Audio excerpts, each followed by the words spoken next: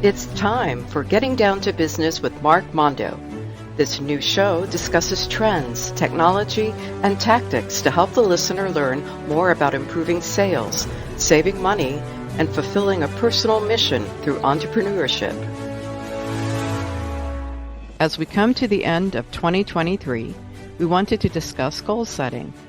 But we can't leave this year without a couple of laughs, so we wanted to share our list of the funniest side hustles from our favorite television shows.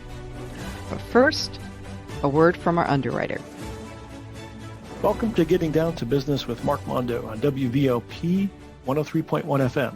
I'm your host, Mark Mondo. We're on the air in Valparaiso, Indiana, and you can listen to us streaming on the website at wvlp.org or use the TuneIn app on your mobile device and look for WVLP.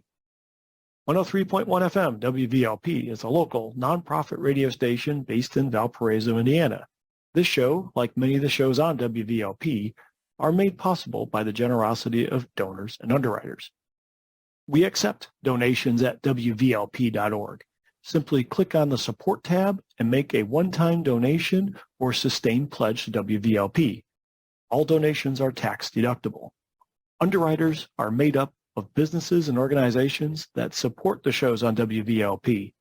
Getting Down to Business with Mark Mondo would like to thank Homes by Hortensia, a Coldwell Banker affiliate in Porter County, Indiana, for their support.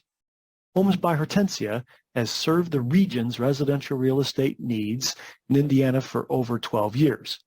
Contact Hortensia Moreno or Tiffany Zarayo at 219-249-5118 or visit homesbyhortensia.com. Homes by Hortensia, habla español. Welcome to the show. In case you're a new listener, here's my backstory, and I'm sticking to it. I've been a consultant for small businesses for the last 25 years, helping small businesses implement customer relationship management software, aka a CRM system, where I learn their business processes and customize the software to help them gain an advantage in sales, marketing, or customer service. But there is much more to become a success in business than having just a good CRM system.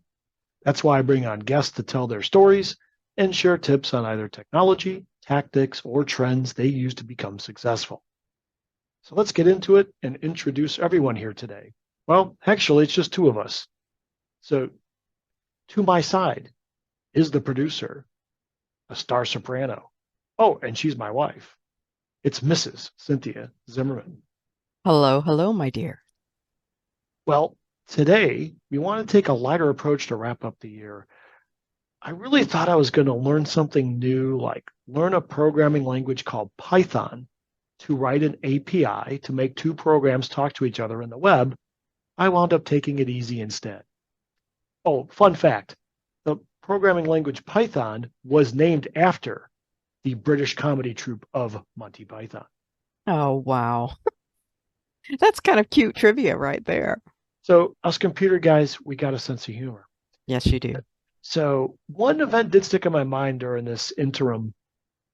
At my local Chamber of Commerce, a gentleman called us out in a polite way in a roundtable discussion about whether we have written plans for next year. More often than not, I didn't have those tasks or elements written down. He recommended having a full business plan documented, and I agree with that. You definitely need this if you're new, looking to raise money, or share your ideas with your team. Now, there are dozens of free templates out there. Just search for business plan template on Google, and you'll find plenty of resources out there. Or if you need somebody to really help you side by side, like labor to help you, or not just ChatGPT, you can get some free help with something called the SBDC, Small Business Development Center. This is a free service offered by the SBA, otherwise known as Small Business Administration in the US. That's called the SBA.gov. And for our UK audience, we have a few of them out there. You can work with what's called the LEP network, which stands for Local Enterprise Partnership, and that's part of the UK.gov website, or actually lepnetwork.net. Of course, you can hire a coach. Obviously, that would be the best, but most of us are on a shoestring budget. But hey, if you need a coach, call us, contact us on the show, and we can hook you up. As they say, I got a guy. So I found writing the whole plan daunting relative to other priorities, but I did need to narrow down my goals to make them more concrete. And what I wound up doing was using something called the SMART method. And it's an acronym. It's pretty easy, and there's 100 other ways you can do this, but this is easy to explain over radio. So S is for specific, M is for measurable, A is achievable, R is relevant, T is time. So if you have a goal encapsulating the SMART method, it will help you crystallize your goals. And if you want more details on this, just do a Google search or web search for the SMART method. And I'm going to bring this now to a more specific example. So let's start off with S for specific. One of my goals is to make an extra $2,500 a month in CRM software hosting services. So in my company, what I do is we have software that they subscribe to, and I want them to stay with me. And I want them to stay with me, and I want to make another $2,500 a month. This is a specific goal, and it's measured, M for measurable, by the number of users of the software. It's not qualitative, it's quite quantitative. And I hope this is achievable. What I need to do is eventually get 50 people signed up for my software, assuming my margin is $50 per user per month. In other words, 50 times 50 is 2,500. So I want to have that snowball by the end of the year. Hey, it'd be great to have it done by January 31st. That'd be awesome. But this is my goal in the long term. And this is relevant, R for relevant in the SMART acronym, because my hosting income allows me to scale the business without 100% reliance of just my own labor, selling my own last hour of time. So therefore it's relevant. And T for time in the SMART acronym, I want to get this done in a year.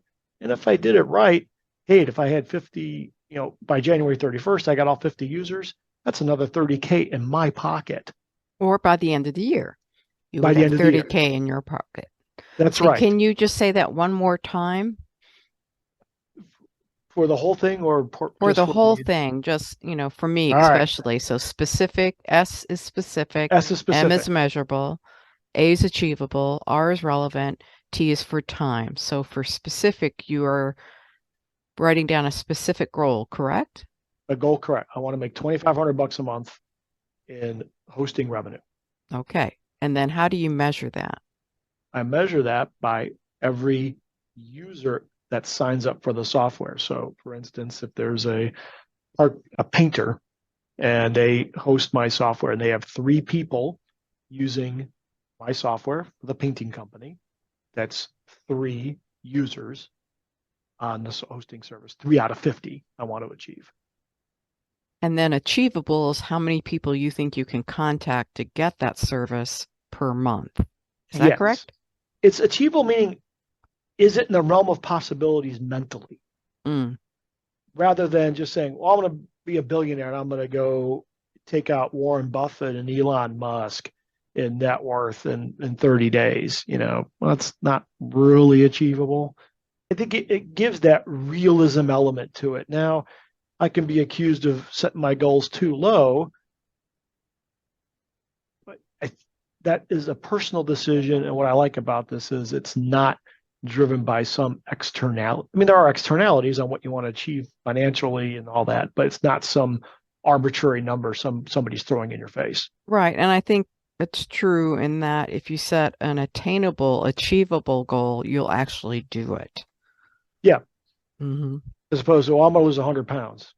Oh, please don't. You'll be a whisk of your own former self. Yes. Please don't lose 100 pounds. I'm just trying to get through the first 20 here. So I'm trying to break that down into, 1 or 2 pounds at a time. But wait, that's way off. That's personal goal setting versus business goal setting. Another show. Okay, on to R for relevant. Yep. So why is this goal relevant to personal success? Because when I make this goal, it will be relevant to scale my business for personal success, fiscal success. And if I can make 50, the technology is there that I can put 100 on next time. It's relevant on how a business in my industry is measured on performance. How many Okay. people are subscribing to your software is the first or second metric anybody asks. Okay. And then T for time. Yes, I put a timeline on this so I can make it. I need a time frame to make it so we have some limits, not just forever and it's a someday maybe goal. You want to have some kind of constraint that says, hey, we need to get on with it, as they say. And it's also a sense of, well, it's not a sense of, but it's accountability. Yes. Hmm. Okay. That was very helpful. Now I know a little bit more about the business world. Well, this is why we're here. So, So when did you start using the SMART method?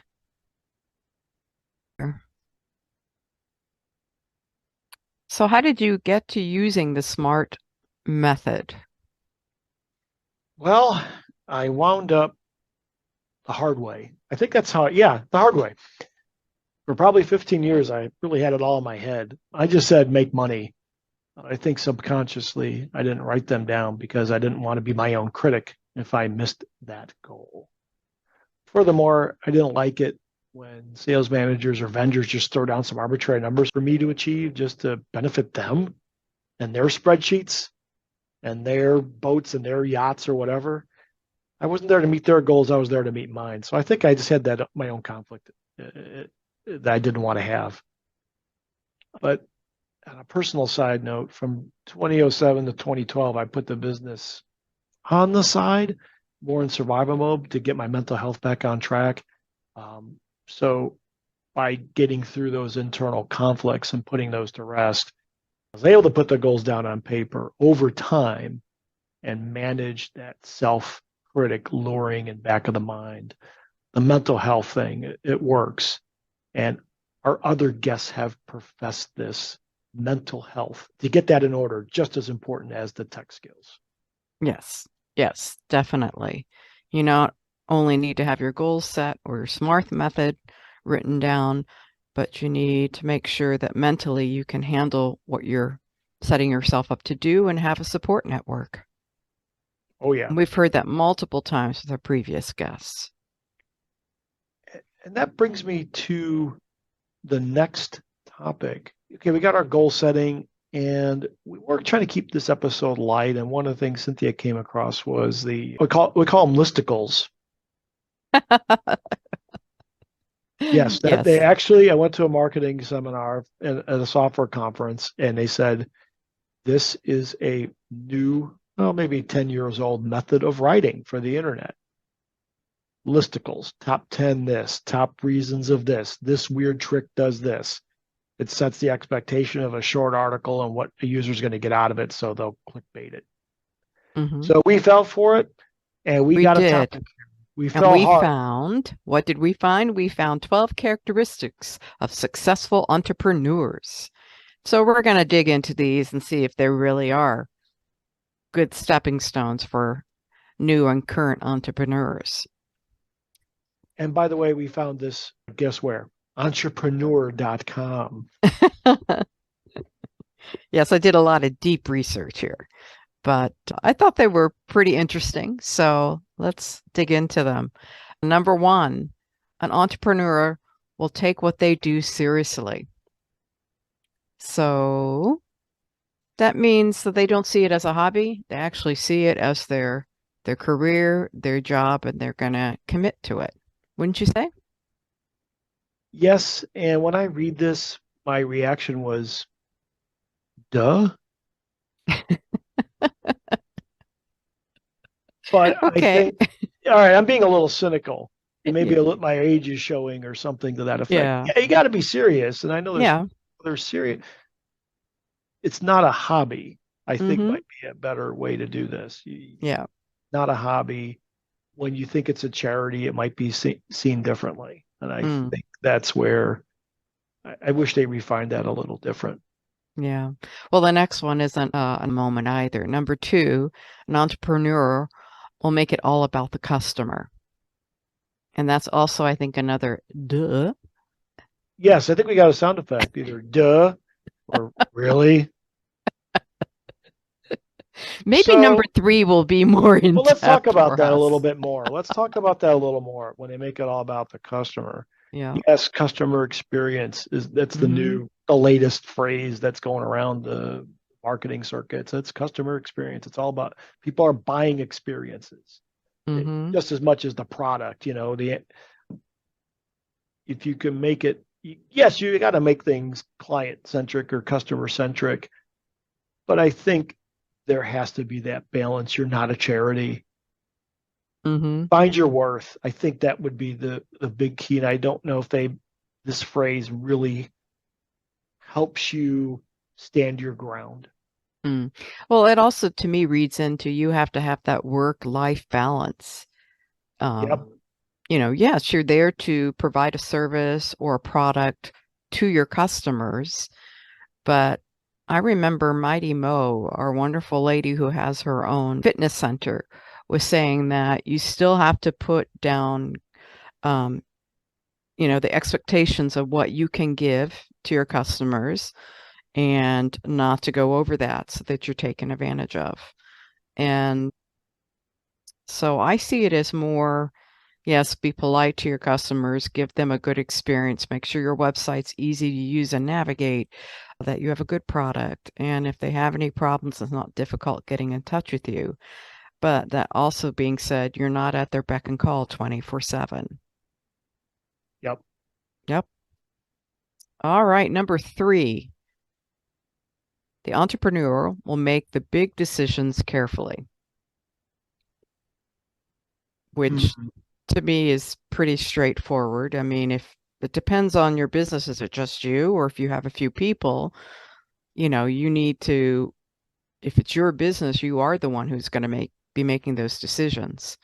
And I think that's where research comes in and having a business plan. And if you have any other people working with you, discussing things with them, but knowing in the end it's your decision that is final. That's the And way I then, read it. What about you, Mark? well, yeah, I think it says don't be so impulsive. Mm-hmm. You don't have to be I mean, yes, all decisions are emotional driven based at the end of the day. You're either Mm-hmm. doing a decision towards greed or away from fear. I mean, that's a very oversimplified buying decision model.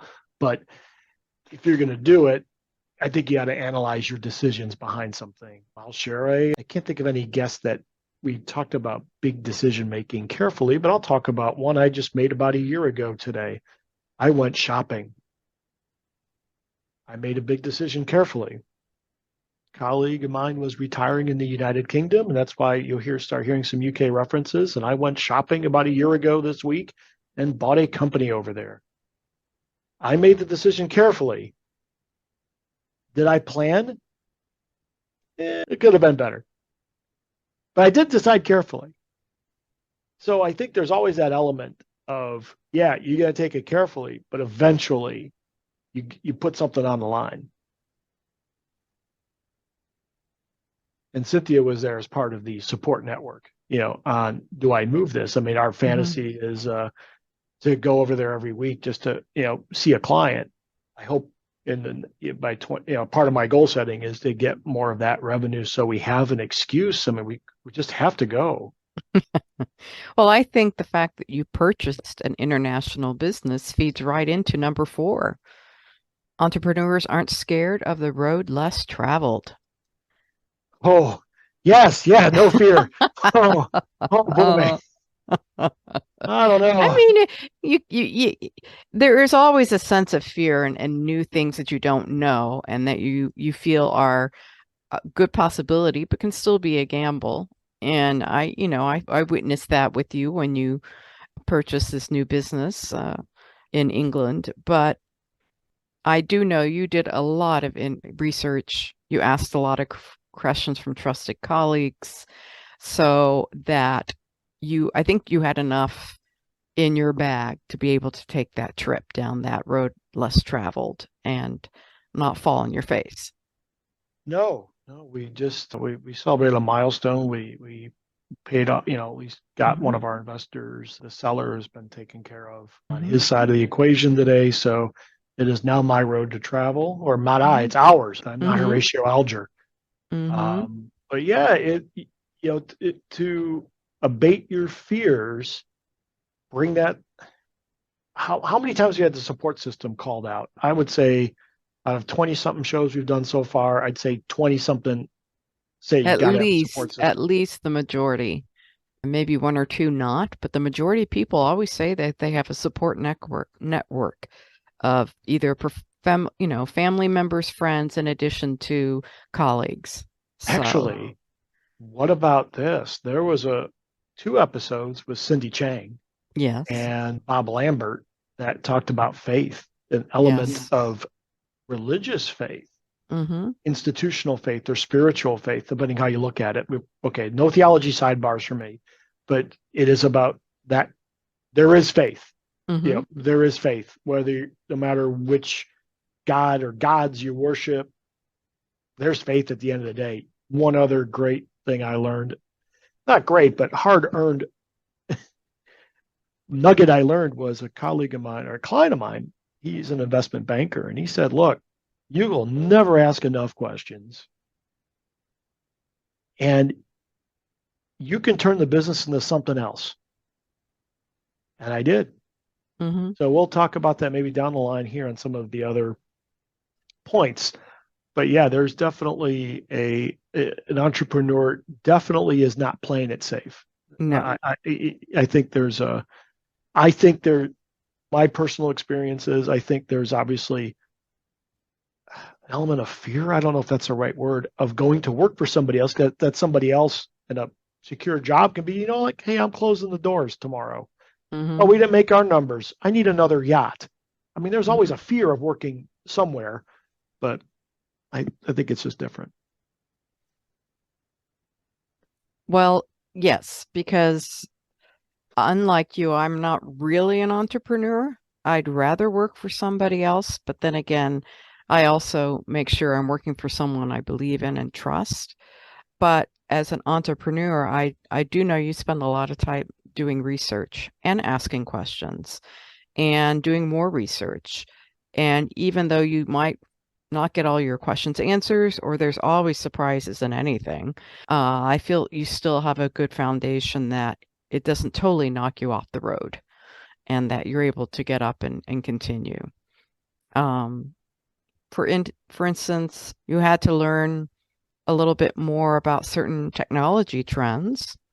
And that's another point that's number 5 here on the There list you of go. Good segue. successful entrepreneurs. So why don't you share some of those with us, darling? Oh, good rim, my wheelhouse. Finally, technology. Thank you. I'm mostly good with tech. Some stuff I've learned over the year was I took on ChatGPT. I'm giving it a big credit for relearning a product called Microsoft Power BI to help me land a several $1,000 project that I'm implementing starting tomorrow. So I use technology that cost me $20 a month. I leverage my intellectual capital. I had some of it before, but I had to kind of relearn the skill. Mm-hmm. And I was able to leverage that into a client that's going to pay a nice, it's going to be a nice project for the end of the year. And they're going to be part of that goal that I was talking about earlier of getting that hosting revenue and making a living that way, as opposed to selling my time by the hour. So how can So other people? would you Mhm. so would you say that that $20 a month is like investing in yourself? A little bit of that, yep. And we Okay. get the bullet 6, but I want to talk about bullet 5 a little more. Absolutely. One of our episodes, I think it was like the second or third, where I was really just getting it started, is there's a ton of tech out there that's free Mm-hmm. for software you can use to get started. I mean, ChatGPT is even free, but if you go to one of our previous episodes, I think it's episode 2, that talks about you can even find free CRM stuff. You can find free word processors. You can find free versions of Microsoft Office. You can find free versions of desktop publishing called Canva. They have like a free version. I mean, it's limited, but it gets jobs done. So the technology is there. It's becoming more of a marketing and relationship building problem than a technology problem. So that I think goes into investment six, by talking about investing in yourself, because it boy it it's infinite learning, especially in IT. I know I'm at a point of a career where I'm not as taking on all the new tech that I used to. I'm probably going to stick. I probably won't learn any new platforms from scratch anymore, but I have to, just to stay within a product. I'm a partner called Zoho. They have 45 products as I can sell. So I think there's enough for me to learn. And I think there's constant learning. And I've heard that from other colleagues we've interviewed, like Amanda with her Alexander technique. I mean, she has to be constantly recertified. Singers always have to go to voice lessons, even though I think they sound perfect already. Mm-hmm. You got to go again. Yeah, you have to So, constantly be working on your craft and learning new repertoire. mhm. So yeah, I think to end the investment in themselves, you may have run to the end of the road. Maybe you're done with this endeavor. I think if you don't want to invest in yourself, or hey, maybe you're maxed out. I know everything about a certain car there is to know, and you just ride it out. I don't know, but I think one of the attributes we've seen so far is investing in themselves. And I think that segues in this bullet point list of investing themselves and constantly learning. I'm not sure what that, I I don't know think what the that's difference more is. for, I read a little bit in that article, Yeah, and it really, I think, is for newer entrepreneurs. You have to be constantly learning and not sit on the laurels of one success, or one option of your product. You have to, maybe you don't have all the skills you need. It could be bookkeeping, or it could be how to, you know, update your website, or how to reach out to more possible future customers. But it's I see. More of an yeah, intellectual it's capital more versus coming a, yeah, it's more coming into, taking your entrepreneurial business seriously, and then it's a constant. You can't sit back and just expect the phone to ring. darn it.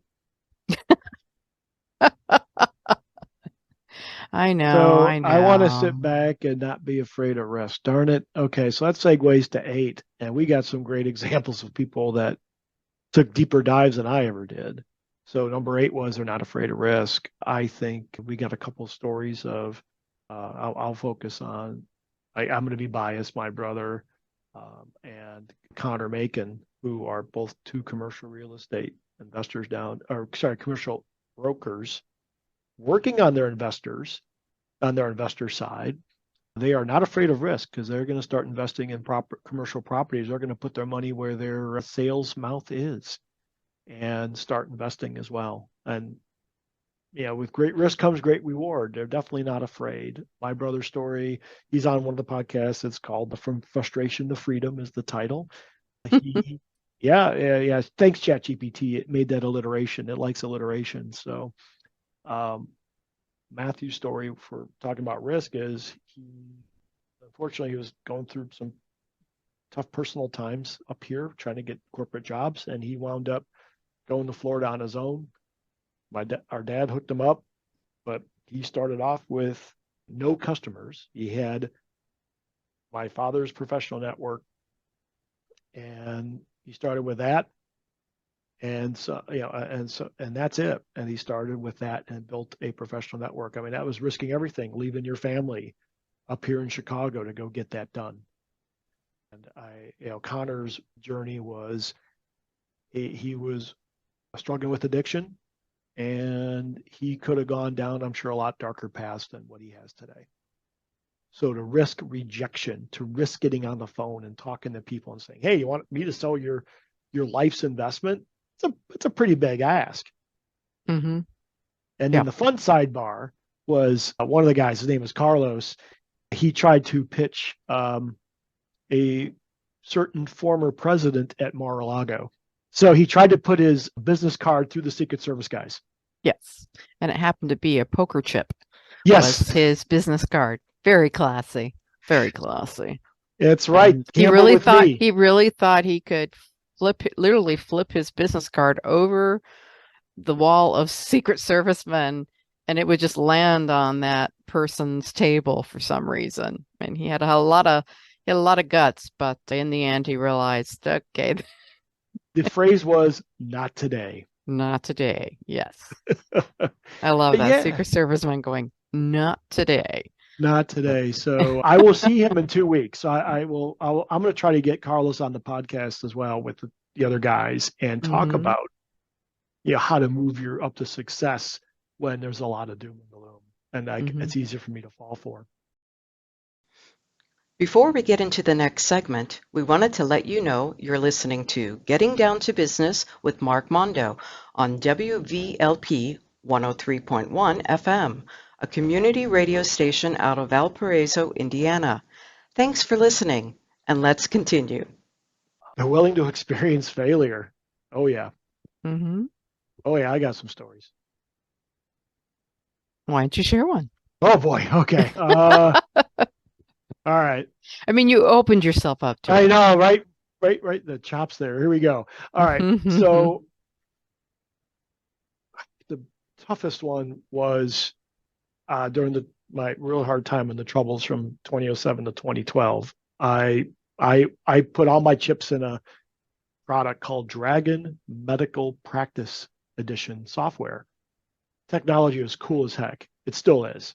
So as medical software, as doctors had to go electronic to stay compliant with new federal regulations, this software by Dragon, naturally speaking, had it was about I'm going to say $5,000 a pop. And you put it on a high-end workstation, and you had a microphone, not just a Mr. Microphone. It had a full dictaphone integrated, and doctors could speak into the mic, and it understood the entire medical world vocabulary and can listen to accents, and you would train it on the accent. So if you're of non-Midwestern English descent, it will learn your accent. And if you're British, it will learn that accent, or if you're French. Is that what British you're saying? Really, even British? I'm not sure about the Brits. Well, you're telling me. That's what I'm asking. Yes, actually, so it does segue into my story of failure. So the one client that found me was a British expat in Winnetka. This is before I got to re-meet you in downtown Winnetka. And she wanted this software. I sold it. I put my own money in. She paid me. I tried to train her. She wouldn't listen to training, and she threw it back at me. I wound up eating money I couldn't eat. Oh. And that was the end of my, like the beginning of the end of a big transition in my life. So I ate money on several places. One was this client throwing the software back in my face. Two, the company that was supposed to support me closed their doors. They were in Florida, by the way. One of your favorite places to visit. They're in Palm Beach Gardens, the city that you visited. And yeah, these guys put on a dog and pony show. They got me through the exam. We're going to be there to support you. This is how we're going to do it. Here's your training program. Man, as soon as I got off that plane in Chicago, they tanked. Oh. I was left holding the bag on all places, marketing, support, everything. And I was dealing with a lot of other personal So how did you get out of that? How did you? I gave her money back and walked away from everything. Well, that's a good lesson to learn. Yes, you did. The lesson learned is I knew the brand was good, but I didn't have the support network. Not enough. I had one good guy in there, but he wasn't local, and I couldn't. My mental health was not ready to take the rest of it on. So I cut and run. So yeah, you gotta take those stories in. You gotta take the war stories in. And there's sometimes, like you said, you have to just cut your losses and move on to something else. So brings us to number 10, because this is the top 12. That's right. We're almost there. Characteristics for successful entrepreneurs. So, number 10, entrepreneurs adapt to the current needs of the customer and market. Is that true, Mark? Oh, yeah. I mean, at least in IT, it's a really easy sell because the skills I learned 15 years ago don't really apply. No one's going to pay me to install, very few people are going to pay me to install software anymore. Mm-hmm. I would say even it's changing where some software will allow people to configure it themselves or DIY it. Mm-hmm. Hey, you just provide the license, maybe 15 minutes, and then they're on their own. The technology is getting better in some platforms where they can do most of the work themselves. 15, 20 years ago, that wasn't the case. Mm-hmm. I would say also demographically, I don't know what the generations are. I'd say anybody under 40 is comfortable with computers. They'll set up their own software, and my role isn't necessary to install software. I'm like, hey, here's a license. This is cool. I might do a little onboarding, but they're going to be on their own for the rest of the show. And my job is a lot different. And I think that is the adoption, or my networking skills from my networking class from 20 years ago. Yeah, the basics are there, but if they threw me in a network engineer job, I'd be done. So I don't know I would say current needs and current market. I think that would be pretty applicable to one of the episodes of the Campos group, the Campos Collective. Oh yeah, the trio, the singers who do their YouTube episodes, and they really are trying to adapt not only to utilizing the different skill sets they have as musicians and actors, but also depending on the audience that comes in response to them, and also bringing in other people as guest artists. So they're new enough, I think, and savvy enough that they're looking at how they can entertain and keep people interested, and they know they're going to have to change a lot to do that. Not change, but adapt their programming. Keep it fresh, so to speak. Right. So number 11, entrepreneurs know how to sell themselves. And I know this is something that, Mark, you love to do. Marketing. Yeah. I don't know if that editor is going to take that out. I hope it stays for comedic effect. All right.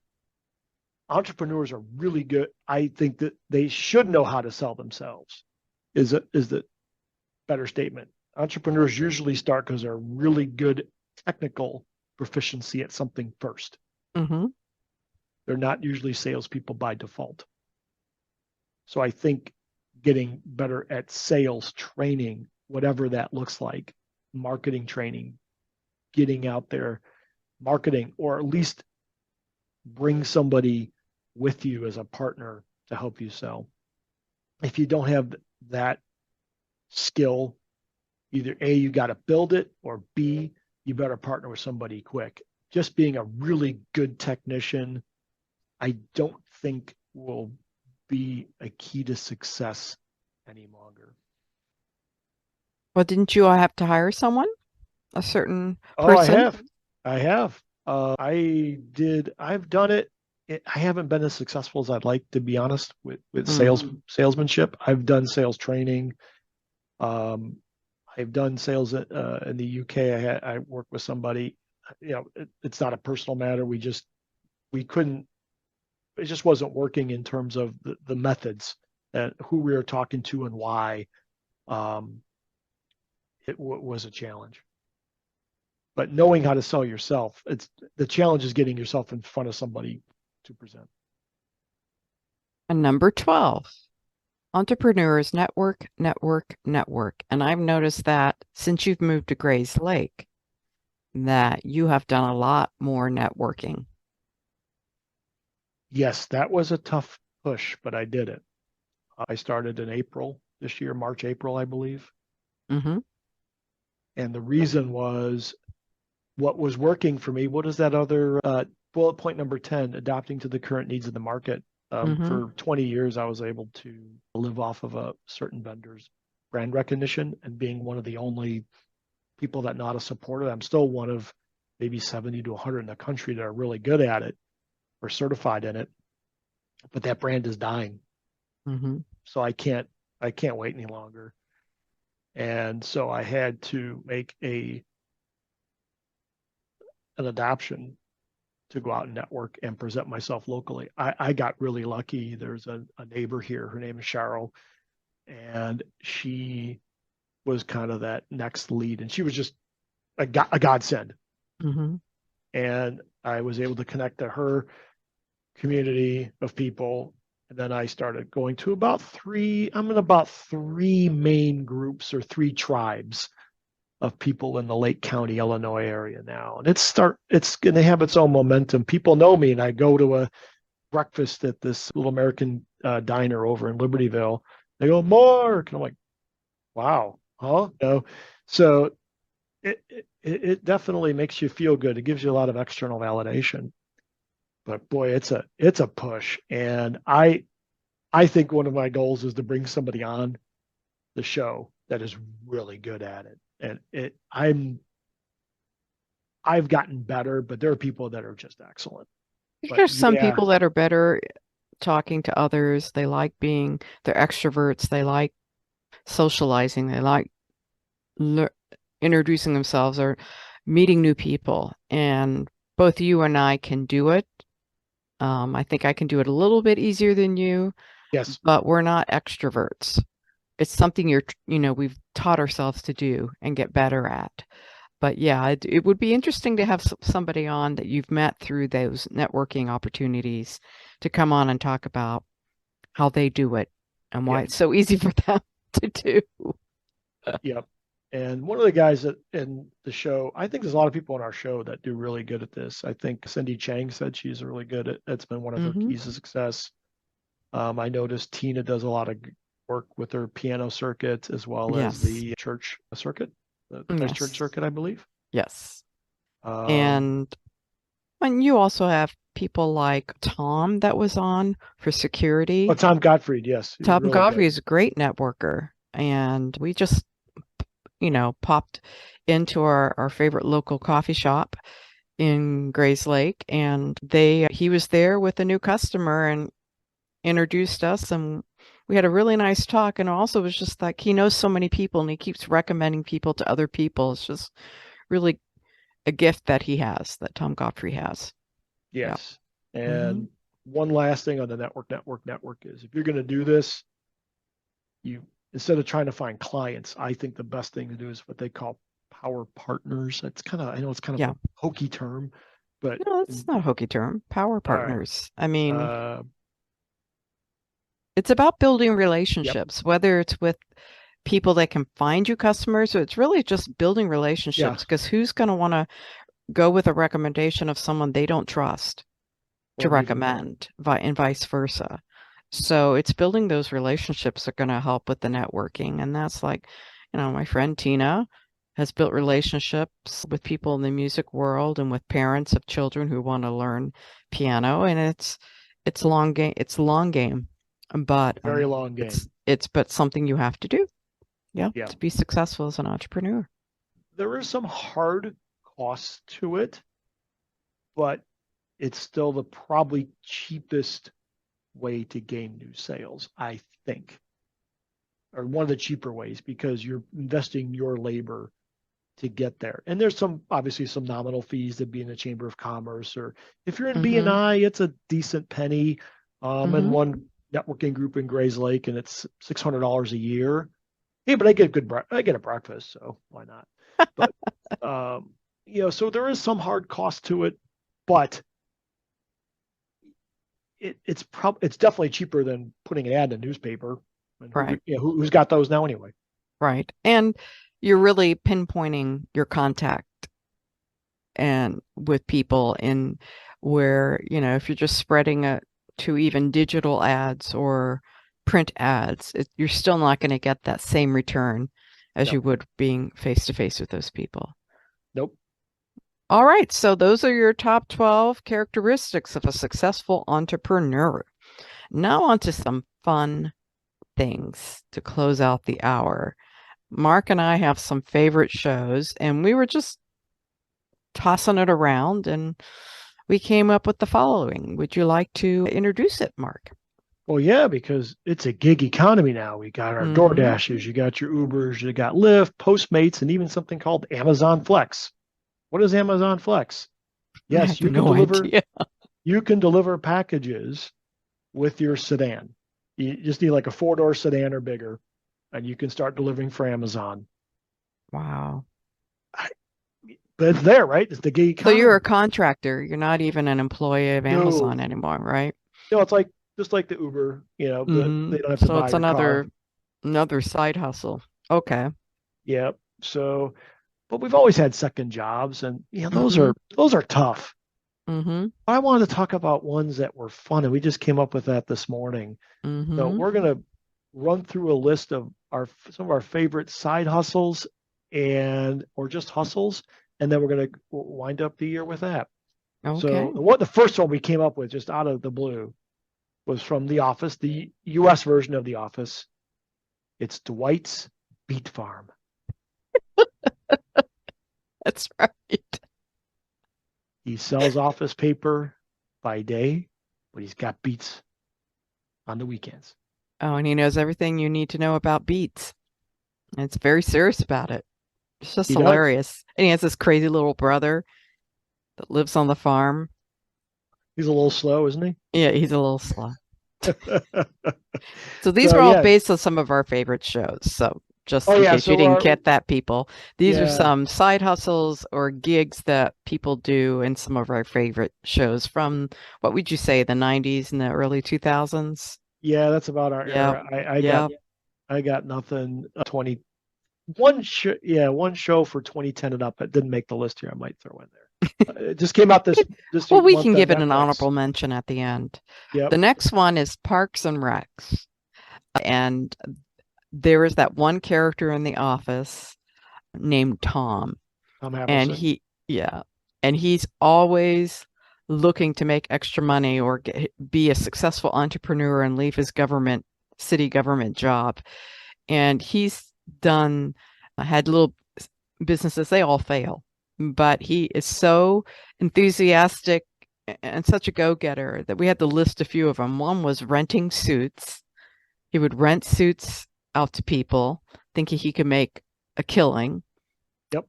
And that died quickly. And then he sided with who was the character that he started an incubator office with?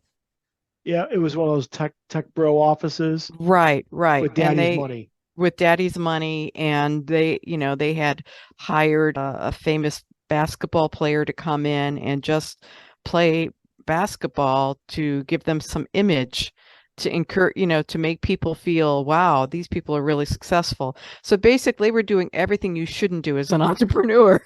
They And of blew the money course, first. So it was you blew I the think it was money debt left first. shrimp. They had Debt no left business shrimp. planned. They Nope. they had no way. They had used all their investment money just to make the storefront look nice. It was hilarious. And then one of his last ones that he tried was selling his own type of perfume that ended up giving people hives or other terrible side effects. And it was flammable. It was like you couldn't have it next to an open flame, this perfume. So that was from Parks and Rec. And one of my favorite shows was Will and Grace. And there are two characters there. One was Jack, who was this always aspiring actor and would always have these, either he'd be saying, today I'm going to be a nurse, and no, I'm going to be a professional surfer, but he would never really accomplish anything. But the one thing he did do as a performer, he had his own little cabaret show called Jack, Just Jack. And it was a very small, like, little cabaret show, and only his friends, and maybe 5 people would come to his show. But sometime he would always be doing it, and that would be like his expression. And he really thought big of himself as this performer, and he wasn't very successful. At one point, he burned down the stage set doing a salute to America for July 4th, and that kind of ended the show. Another one from Will and Grace is Karen. And Karen is this rich woman who wanted to have a job. And Grace has a interior design company, and she needed a receptionist, but she couldn't really pay a receptionist. So their deal was that Karen would show up and answer the phone and accept deliveries, and Grace would pay her with a check, which Karen would never cash because she's extremely rich. So that was a very interesting side job. I would like to have had that Oh, I job. thought she never told him. That was the better part. I thought she never told Grace that she never cashed the checks. She never, that was their agreement that she would not, so that Grace could save money on taxes, basically. Oh, okay. Yeah. Okay, Arrested Development. Why don't you go on and share this one of my beautiful favorite nuggets? sitcoms. So Will Arnett's one of my favorite comedians, and he played a character called Job. G-O-B. George Oscar Bluth as the eldest son. And he was always a failed magician. So they thought he always thought he could be president of the company, and he was beyond incompetent. Right. But he'd always pull in magic tricks, and they always failed spectacularly. And at one point, he did go work at the banana stand, because that's where the Bluths made their fortune, was at the banana stand on the beach. Right. Yeah. He had a lot of dreams. He just was not able to succeed in any of them. I would say another one that, people liked was Friends. And beside two of the characters, I think that had pretty much 9-to-5 jobs or consistent jobs, with the characters Ross and Chandler. And so Ross was a paleontologist, so he was either working for a museum or teaching, and Chandler was working in numbers and investment numbers for different corporations. I don't remember all of the jobs he had, but those are the ones that seemed to have the consistent jobs. The others, Joey, Rachel, Phoebe, and Monica, all had gig jobs to survive in New York, and of course in a beautiful apartment that no one would be able to afford on their salaries. But anyway, still a fun show to watch. But Joey would do all these various silly commercials as he is an aspiring actor. He even did porn, and but he wasn't the main star. He was like the delivery boy, and you had Phoebe, who, would be a masseuse, but she would also be, a terrible musician in the coffee shop. And Monica had all these failing cooking jobs until she got her own head chef job. And Rachel was in clothing industry, and she, had very small gig jobs until she got her big break. But it was like they all had these kind of gig jobs, and they had to rely on each other to survive. And it was charming back then, because eventually they all got stable jobs, wherein today it's gig is just, gig jobs are for many people survival. But that was an example of some funny gig jobs from Friends. And then The Simpsons is one of my husband's favorite shows, and I let him share this funny job. Just one? Just one. Well, Homer Simpson was Mr. Plow. And I sent Cynthia a clip on YouTube for her to watch about Mr. Plow. Yes. Another fine example of an unsuccessful entrepreneur, for the main reason he was Homer.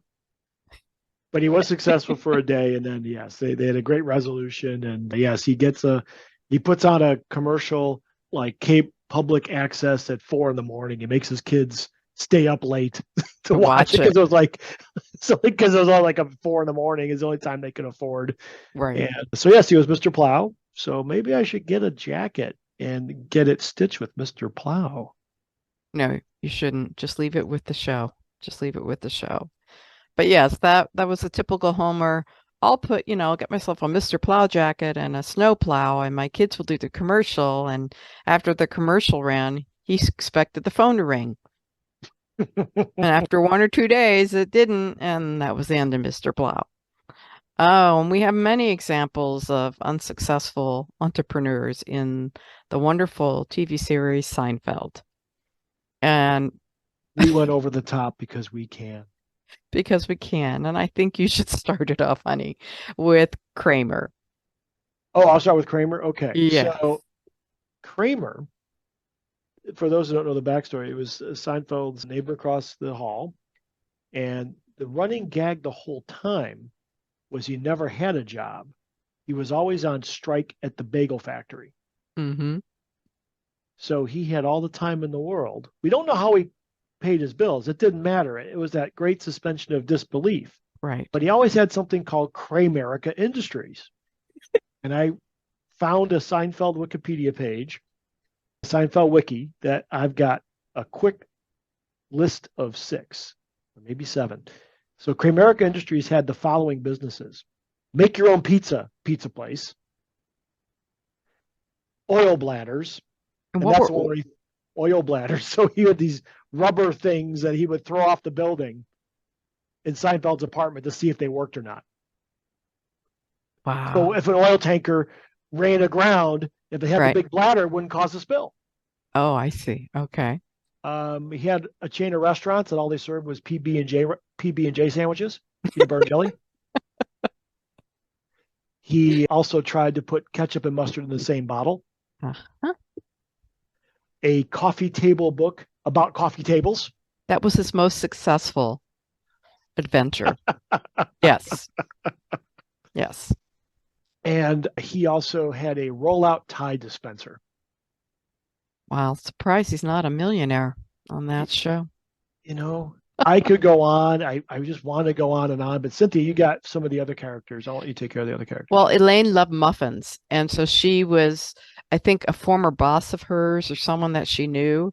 And she says, oh, I love muffins. But you know what I love most about muffins? The tops. I mean, they come off. They're perfect. You can eat them. They're so easy. You don't get all the crumbs. Why doesn't somebody have a business of just muffin tops? And he took her for her word. He invested it. You know, he was a successful businessman. He invests all of his savings into this muffin top store and doesn't even survive a month. And he, of course, blames her for her failure. Another one was this Middle Eastern gentleman who had opened up like an Americana restaurant, and it had every kind. It was like a Greek restaurant, you know, it had all this different cuisines on it, and yet he wasn't getting any business. And he said, well, you know, and Seinfeld comes in and says, well, maybe you need to specialize in just a few dishes instead of everything. He says, what do you mean? He says, well, what about, you know, the food of your people? And he says, what a great idea. You're a great, great man. He says, oh, I will be the first customer to come in. So it's like a Lebanese, a Middle Eastern cuisine. It's beautifully decorated in his cultural culture of his people. And again, nobody comes in. Nobody wants to try any of the food, and he ends up losing his business in about a month or two. And it loses his green card or application for the green card because he can't keep his business afloat. And so he has to be sent back to, I think it was India or maybe it was Lebanon. But anyway, the purpose was he, you know, always shook his finger at Seinfeld afterwards saying, you're a very bad man, a very, very bad man. Another one was the hand model for George, who was perpetually either out of work or not looking for work, mainly not looking for work. But when he did have a job, it was because he had these beautiful hands and he finally thought he found the golden, you know, brass ring. He was going to be a hand model and he was going to make lots of money. And of course, he comes in to see Jerry in his green room during one of Jerry's times on the Tonight Show where Jerry has to wear the puffy shirt. And he doesn't want to wear the puffy shirt, but it's Kramer's girlfriend who's trying to promote her puffy shirt business. So she's ironing the puffy shirt, has not turned off the iron. And of course, when George comes in the green room to, you know, watch the show with Seinfeld before he goes on, trips and falls hands first onto the hot iron, and there goes his hand modeling career. So all these wonderful failed examples in Seinfeld of people having these dreams and just not knowing their market and not knowing how to invest or having a good business plan. So they didn't plan. They did not plan. Another one of our favorite shows of all time is Frasier.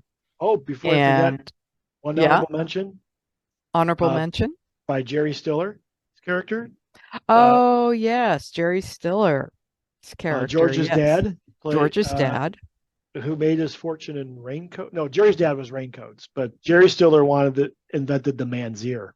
That's right, the man's ear. Yep. And it never really got off the ground, did it? No, no. Next was Frasier, where towards the end of the series, Niles, his brother, and Frasier decide they're going to go in the restaurant business. And this is high-level French, restaurant, and they're going to keep the chef. But as their opening night comes out, everything that could go wrong did go wrong, from them firing the chef, or the chef firing out, leaving them because they were criticizing his food, to having a geriatric valet driver driving into the restaurant, and everything that fire starts in the kitchen and people aren't getting their food, and it was just a total Frasier Niles disaster. And it was because they really thought they could just come in and be wonderful hosts and everything was going to run perfectly without them really having to do anything. They're really good at ordering a meal. They're really good at ordering a meal and selecting wine, but that was it. That was about so they didn't have a plan. There you go. They did not have a plan. So there you have it. There are some of our fun shows that we watched over the years, and examples of people that were not successful. And I think at that point we probably need to bring it to a close, unfortunately. But I hope everyone had fun listening to our little serious but light show today.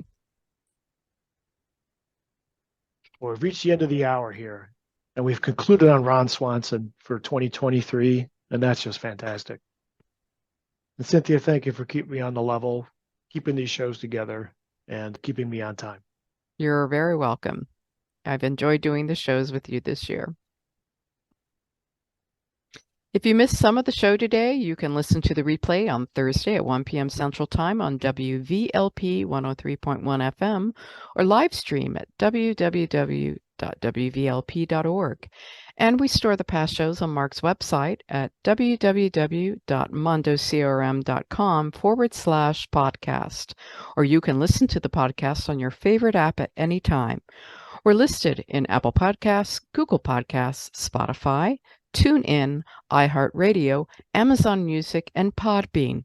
Just search for Mark Mondo and the show will come up, and you can subscribe to the show for the latest updates. And the show is now on YouTube. Just search for Mondo CRM or Getting Down to Business with Mark Mondo, and the episodes will come up on the YouTube feed. Thank you very much for spending time with us today, and we look forward to you joining us again next week. Have a happy new year. Bye-bye.